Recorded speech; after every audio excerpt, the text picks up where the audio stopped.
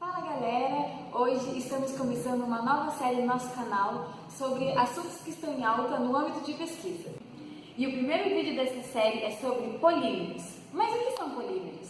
O termo polímeros foi criado pelo famoso químico alemão Berzelius em 1832.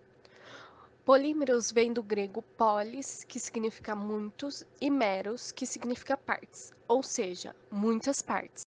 Os polímeros são macromoléculas formadas a partir de unidades estruturais menores, os monômeros.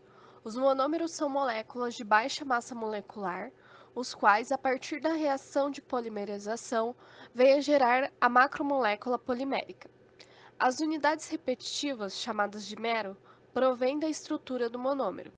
Os polímeros podem ser divididos de duas maneiras: polímeros naturais e polímeros sintéticos. Os polímeros naturais são aqueles que podem ser encontrados na natureza, como por exemplo a celulose. Já os polímeros sintéticos são produzidos quimicamente, como por exemplo polietileno, polipropileno, poliestireno, PVC, teflon e etc.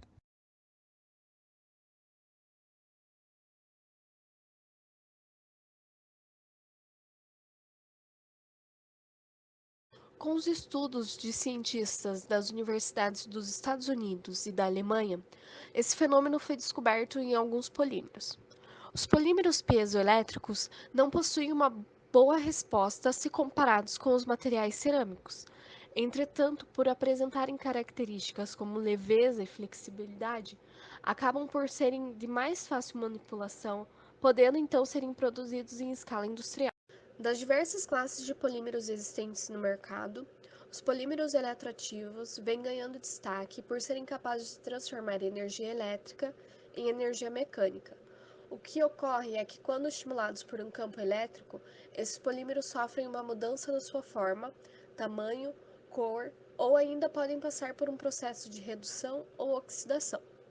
Por conta de apresentar estas características, esse tipo de polímero é muito utilizado na biomedicina, na geração e armazenamento de energia e em sensores e atuadores. Os polímeros eletroativos podem ser classificados em polímeros eletroativos eletrônicos e polímeros eletroativos iônicos. Os polímeros eletroativos eletrônicos respondem a um estímulo através da mobilidade eletrônica da sua estrutura, gerando assim uma mudança na sua forma, como mostra a figura. Já nos polímeros eletroativos iônicos, há uma deformação na migração de grupos iônicos ou de cargas induzidas presentes na sua matriz polimérica. Os íons carregam moléculas de solvente, gerando uma diferença de concentração. Como consequência disso, ocorre um dobramento do material, como mostra a figura. A piezoeletricidade é um fenômeno que inicialmente era visto apenas em alguns tipos de cristais, como quartzo e turmalina. Além disso, materiais cerâmicos também apresentavam uma boa resposta piezoelétrica. A piezoeletricidade está relacionada com a variação da polarização do material quando este é sujeito a uma tensão mecânica. Como mostra a figura, quando nenhuma tensão é exercida, o centro de massa das cargas negativas e positivas coincide. No entanto, quando uma tensão é aplicada sobre a célula unitária, esta sofre uma deformação, que leva ao deslocamento dos centros de massas das cargas positivas e negativas, originando a polarização da rede. Os elétricos geram eletricidade quando sofrem uma compressão mecânica ou produzem um tranco quando recebem uma carga elétrica. Dos diversos polímeros piezoelétricos, o PVDF é o que melhor apresenta a resposta dielétrica, piezoelétrica, piroelétrica e ferroelétrica, sendo, portanto, o que mais chama atenção e interesse dos cientistas da área. Além disso, as suas características, como por exemplo, baixo preço e resistência a solventes, ácidos, calor e radiação, também fazem com que a sua procura para estudos seja bem acentuada.